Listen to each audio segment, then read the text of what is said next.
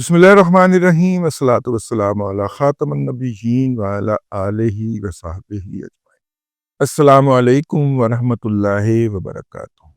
آج ایک audio leak ہوئی ہے، کوئی مہر شرافت صاحب ہیں، وہ پی ٹی آئی پنجاب کے عہدیدار ہیں، اور آڈیو لیک ہونے سے پہلے ان کی میرا خیال ہے فیس بک کے اوپر کوئی پوسٹ ہے، اس پوسٹ کے اندر پہلے انہوں نے اپنا کیس پلیڈ کیا ہے کہ کس طرح انہوں نے اپنے خاندان کی قربانی دے کر مصیبتیں برداشت کر کے بقول ان کے اپنے پی ٹی آئی کا جھنڈا بلند کیے رکھا ہے اور وہ پاکستان تحریک انصاف کے ساتھ کھڑے رہے۔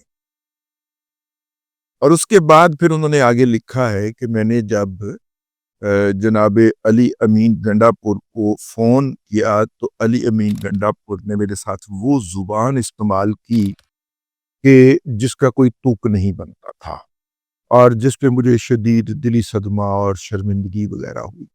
اس آڈیو کا کچھ حصہ بھی سامنے آیا ہے۔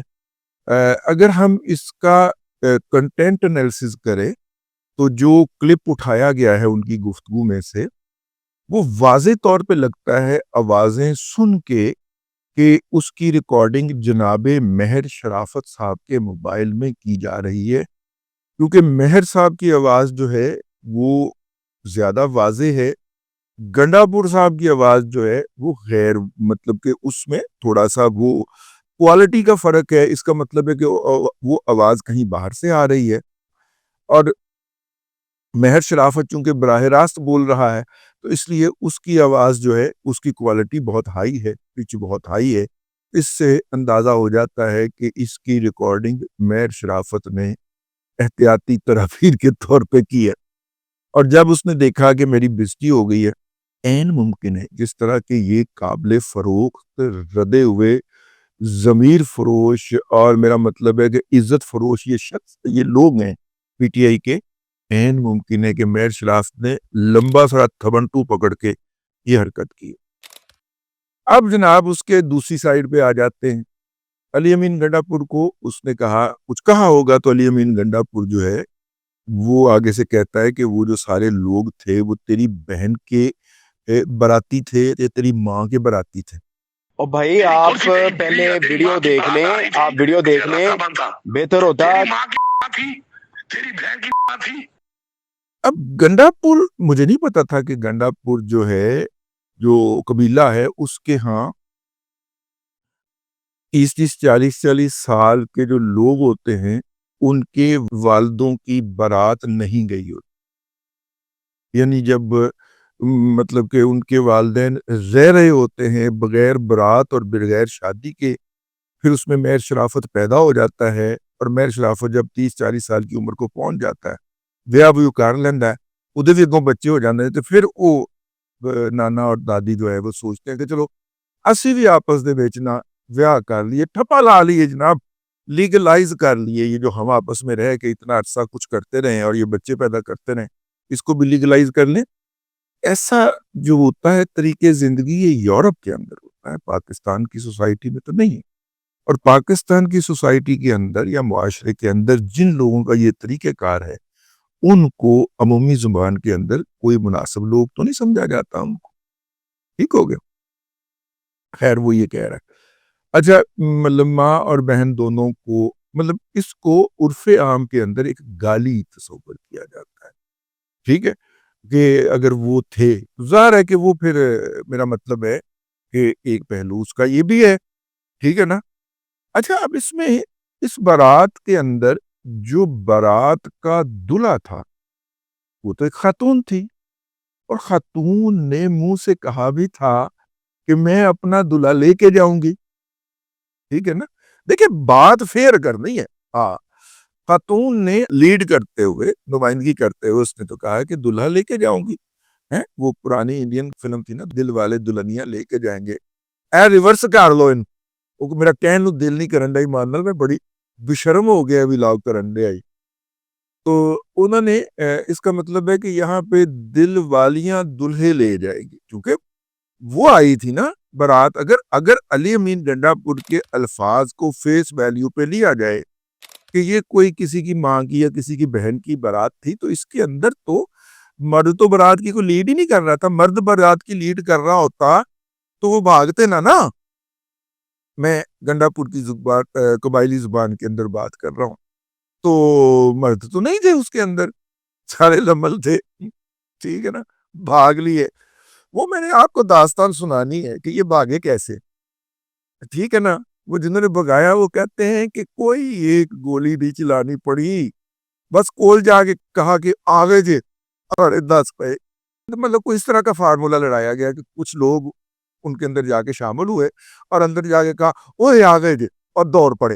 اور جب وہ کچھ 2-4 بندے دوڑے ہیں تو ساتھ میں سارے یوتھر جو تھے سینکڑوں وہ بھی دوڑ پڑے, اور آگے خود ہی ویڈیو بنا کے تو پوسٹیں کر رہے ہیں کہ لوگ جو ہے نا وہ دوڑ پڑے ہیں. خیر, دوسری بات یہ کہ بارات کے اندر اس کا مطلب ہے کہ وہ بھی کلچرل جو ہمارا ایک سمبل ہے, ایک لڑکا ہوتا ہے وہ محلے کے 100-200 معززین اکٹھے کرتا ہے اور ایک جمگٹا بنا کے تو لڑکی کی طرف جاتا ہے اور اس کے والدین کے ذریعے اسے اپروچ کرتا ہے کہ دیکھو میں کتنا معزز آدمی ہوں, میرے شرافت کی گواہی دینے کے لیے یہ میرے علاقے کے اتنے سینکڑوں لوگ میرے ساتھ چل کے آئے ہیں, تو میں چاہتا ہوں کہ تم میرے گھر چلو, میرا گھر سنبھالو اور میری اگلی نسل کو آگے بڑھانے میں مجھے ہیلپ آؤٹ کرے. یہ شادی اور بارات کا کنسپٹ یہی ہے نا, ٹھیک ہے. اور وہ جناب پھر وہ خاتون جو ہے وہ اپنے والدین یا بھائیوں کے ذریعے یہ کہلواتی ہے کہ ٹھیک ہے میں تمہارے ساتھ جانے کو تیار ہوں لیکن میری یہ شرائط ہوں گی, تو جس کو ہم حق مہر بھی کہتے ہیں. وہ اپنی شرائط رکھتی ہے, وہ ان شرائط کو تسلیم کرتا ہے, سر تسلیم خم ہے لیکن بھاگ بھری تو میرے ساتھ چل, اور وہ پھر اس کے ساتھ بیٹھ جاتی ہے اور اپنا سارا کچھ چھوڑ کے اس کا گھر آباد کرنے کے لیے, اس کی نسل کو آگے بڑھانے کے لیے اس کے گھر پہ آ جاتی ہے. اور پھر وہ ساری زندگی اس کو گھر میں بٹھا کے کھلانے کا ذمہ دار ہوتا ہے. کوئی بھی مذہبی, معاشرتی, علاقائی کوئی بھی اٹھا لیجئے, اس کے نان نفقہ کی ذمہ داری جو ہوتی ہے وہ اس مچھندر کی ہوتی ہے جو گیا تھا اس دن لینے کے لیے.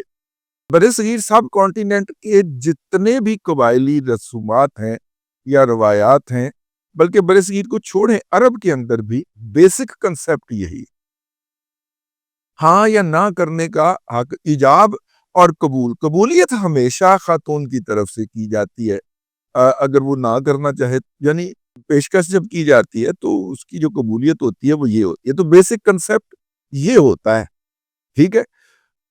اب علی امین گنڈا پور کی فلسفی کے اوپر جو انہوں نے گالیوں کے درمیان جھاڑی ہے 4-5-6 فکروں کے اندر, اس کے مطابق جو ہے وہ تو خاتون جو ہیں وہ بارات لے کے گئی ہیں اپنا دلہا ڈھونڈنے کے لیے. میں پورے یار مطلب کہ کیا کریں, آپ اس کی زبان سے اندازہ کریں کہ کتنی غلاظت کا لیول ہے کہ وہ بہن سے, بیٹی سے, بیوی سے باہر نکل ہی نہیں رہا, اور یہ اس کی تربیت کا حصہ ہے.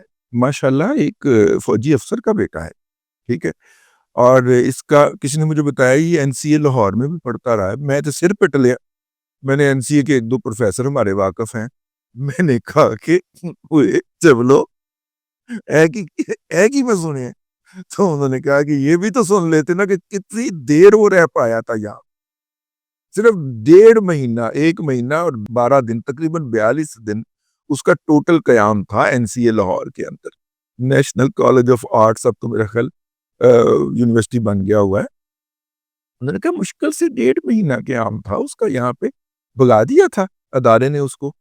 وہ تو کہتا ہے میں خود بھاگ گیا تھا, لیکن نہیں, بھگا دیا گیا تھا وہاں پہ جو حرکتیں تھیں اس کی. ہاں, تو خیر میں ویسے ہی اس بات کو لے کے بیٹھ گیا. بہت غلاظت بکی ہے. اچھا, یہ کوئی پہلی دفعہ نہیں ہے یا آخری دفعہ نہیں ہے, ان کے انر سرکل کے اندر ایسی ہی زبان بولی جاتی ہے, ان کی لڑکیاں اور خواتین بھی ایسی ہی زبان بولتے ہیں. ان کی خواتین کے نام کے اوپر بنائے گئے اکاؤنٹ سے اس خاکسار آپ کے بھائی کو مردوں والی ننگی گالیاں دی جاتی, ٹھیک ہے نا. اور اس میں کوئی, میرا مطلب ہے کہ کوئی رکھا ہی نہیں جاتا وہ کور, مطلب کہ خاتون جو خواتین اور مردوں کے جو اعضاء ہیں ان کا نام لے کے گالیاں دی جائیں، تو میرا مطلب کوئی دھیان، کوئی شرم، کوئی حیا نہیں رکھی جاتی۔ ایسی صورت کے اندر مجھے تو کوئی اچنبے کی بات نہیں لگی کہ گنڈا پور نے اپنے ہی ایک پارٹی کے ایک لیڈر سے اس طرح کی زبان میں گفتگو کی ہے، تو مجھے تو کوئی اچنبا نہیں ہوا۔ ہاں، اگر آپ کو اچنبا ہوا ہے تو پھر آپ اپنی رائے کے اوپر نظر ثانی کیجئے، کیونکہ اچنبا ہونا اس امر کی علامت ہے کہ آپ ابھی تک انسان یا انسان نما کوئی چیز سمجھتے ہیں، یا پی ٹی آئی کو انسانوں کی پارٹی سمجھتے ہیں۔ اور اگر آپ اس گفتگو سننے سے پہلے سمجھتے تھے تو اپنی عقل کے اوپر انا للہ پڑھ لیجئے، وہ انسانوں کی صف سے باہر کی چیز ہے۔ ٹھیک ہے؟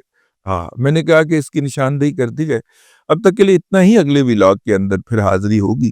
اللہ تبارک و تعالیٰ آپ کو آسانیاں عطا کرے اور آسانیاں خلق خدا میں تقسیم کرنے کی توفیق عطا کرے۔